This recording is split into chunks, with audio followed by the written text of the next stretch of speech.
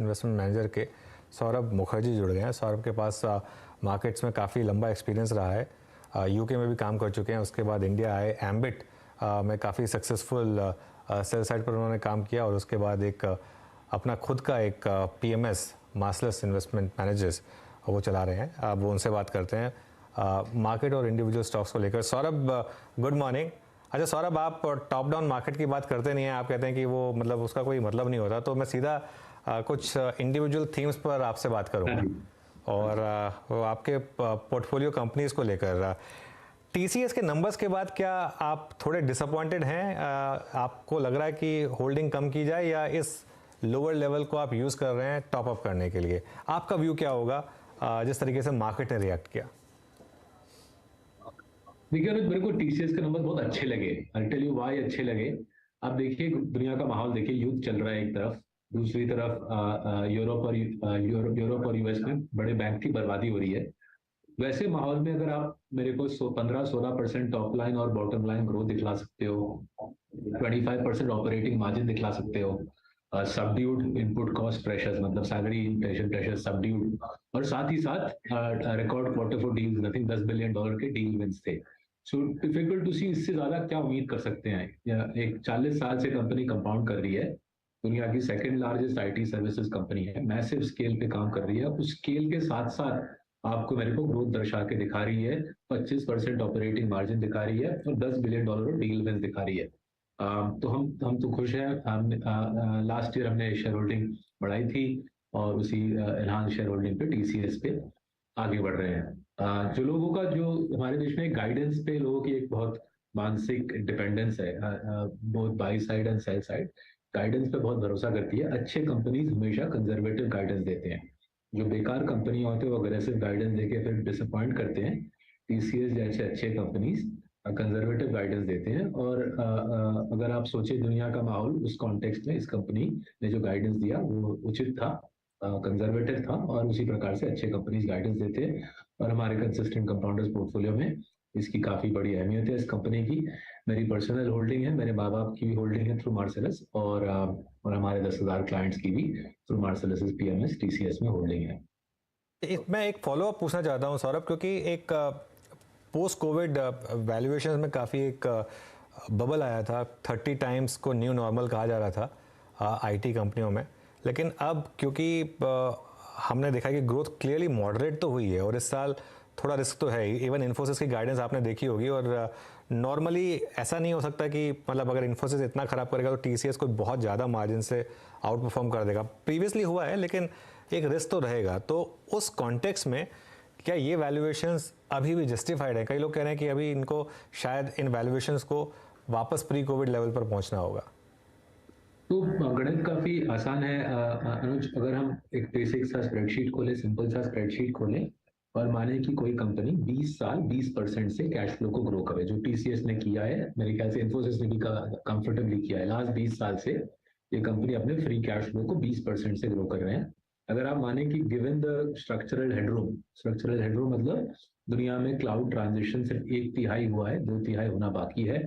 Waste में इस प्रकार का, वेस्टर्न वर्ल्ड में इस प्रकार का काम करने के लिए जनसंख्या काफी कम है। इंडिया के पास कोर स्किल सेट सबसे ज्यादा पैमाने पे है। तो अगर आप माने कि अगला 20 साल, अगर आप 15 साल भी मान सकते हो, अगर आप 15 से 20 साल 20% पे free cash flow growth TCS Infosys जैसे कंपनी दर्शाए, आपको दिखेगा उनका fair value current share price के मुकाबले करीबन दुगना है। तो आपको 100 रुपए की चीज मार्केट आधे भाव पे दे रही है, 50 रुपीज में दे रही है 100 रुपए की चीज। जहां तक मेरी निवेश की शिक्षा है, उसमें ऐसे माहौल पे खरीदना चाहिए, पैनिक करके बेचना नहीं चाहिए।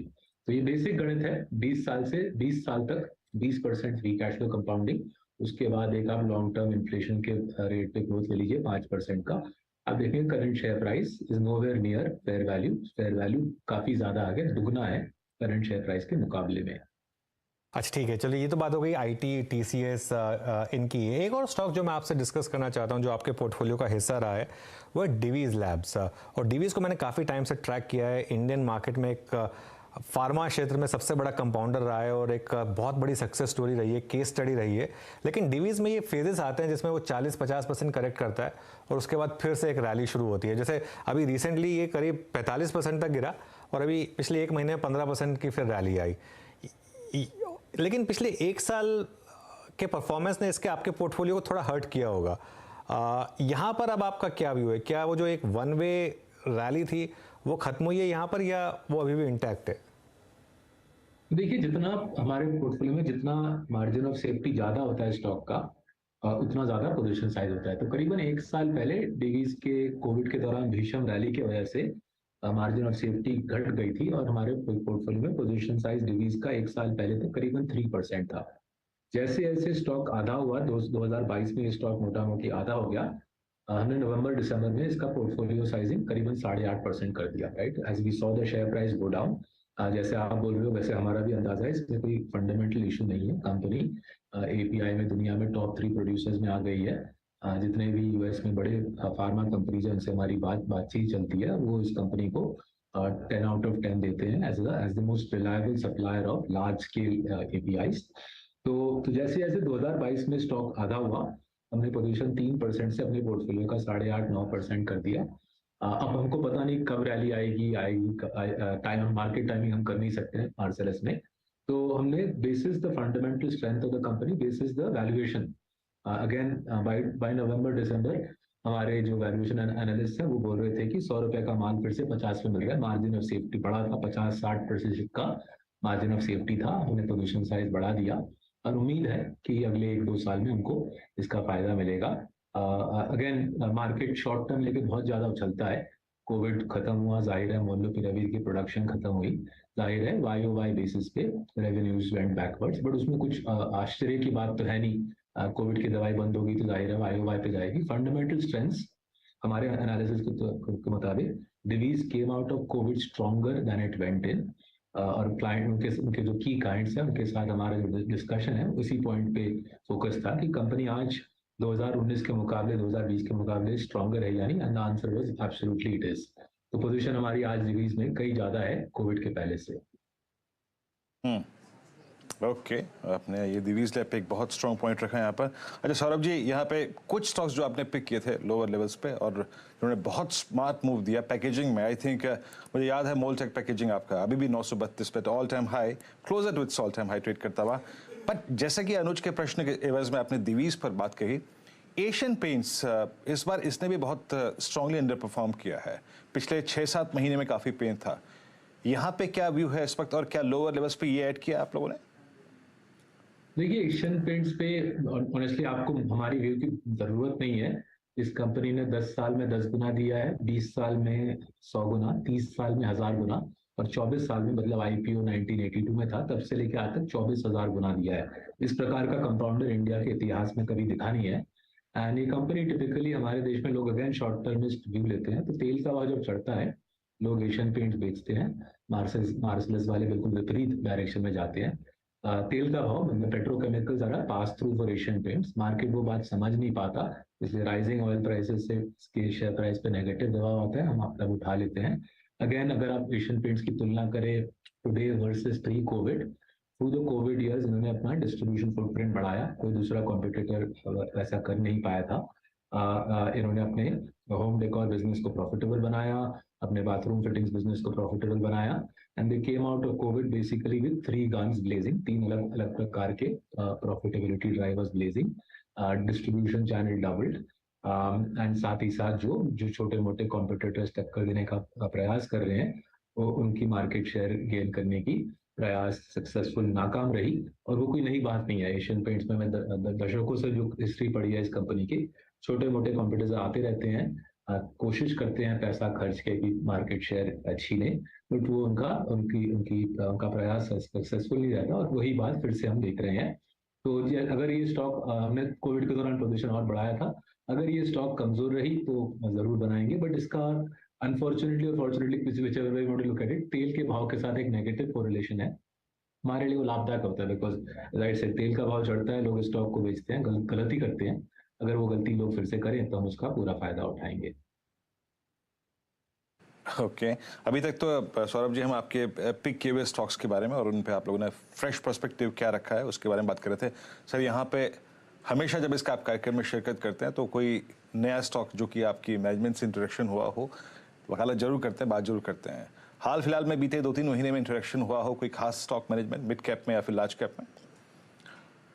फाइनेंशियल पोर्टफोलियोज का नाम है किंग्स ऑफ कैपिटल। उसमें हमने प्रूडेंट कॉर्पोरेट नाम का एक कंपनी को भी खरीदा है करीब लास्ट 2-3 महीने में।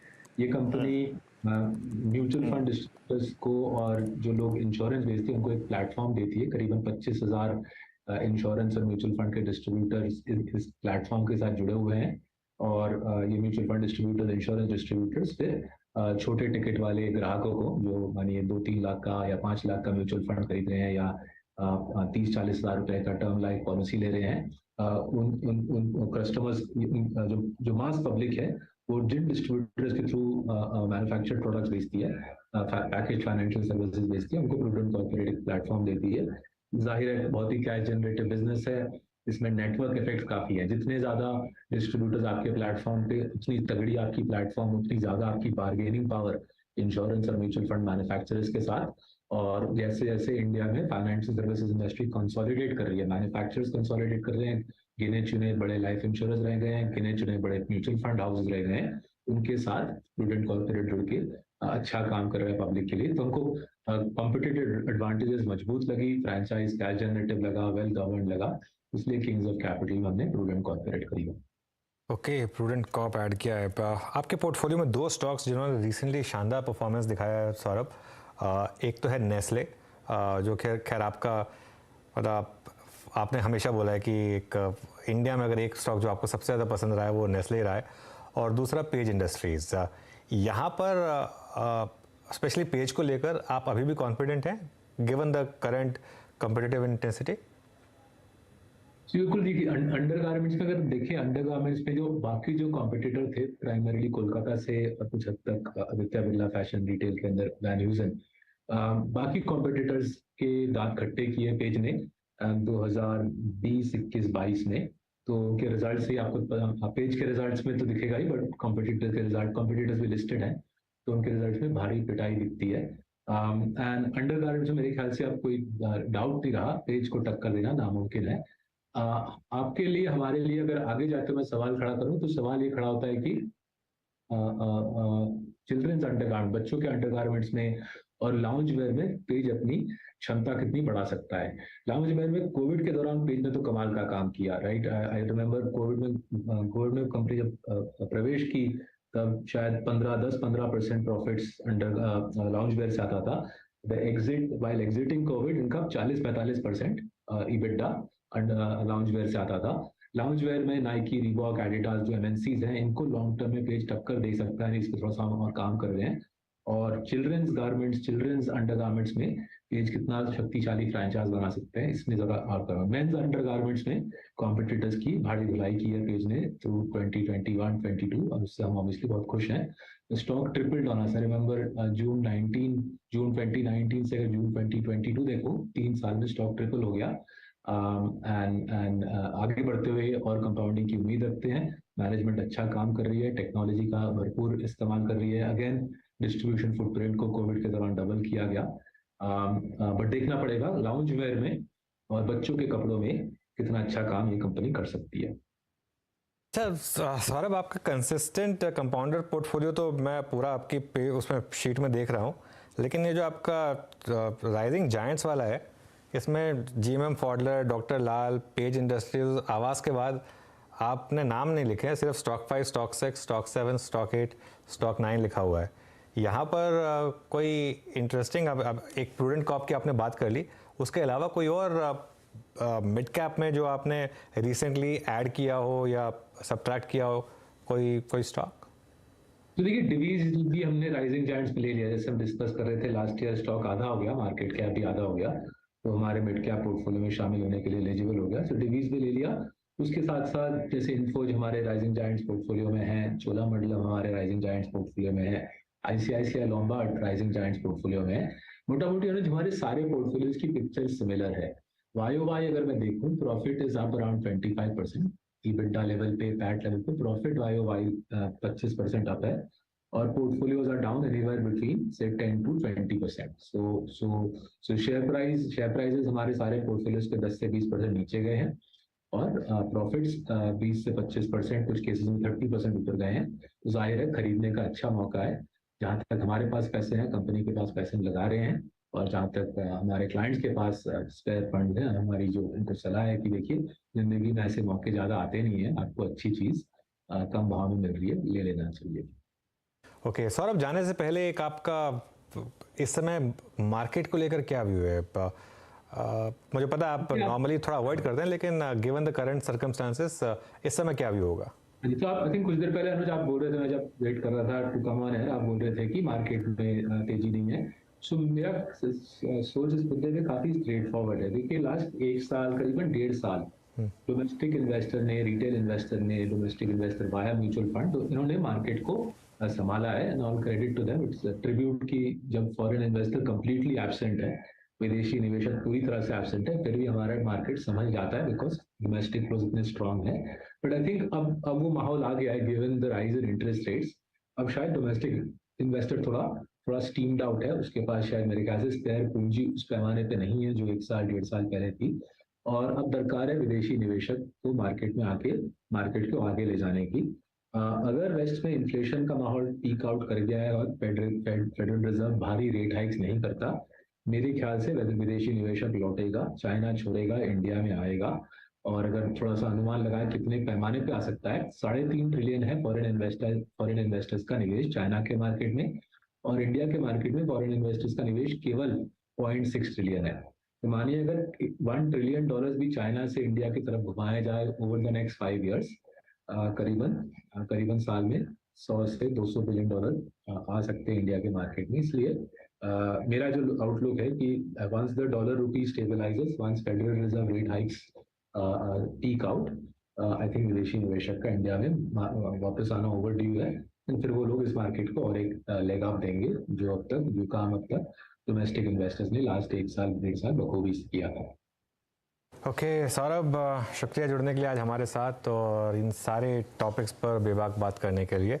अच्छा लगता है आपसे बात करके, और थैंक यू सो मच। चलिए, ये बात हो गई सौरभ मुखर्जी से, मास्लर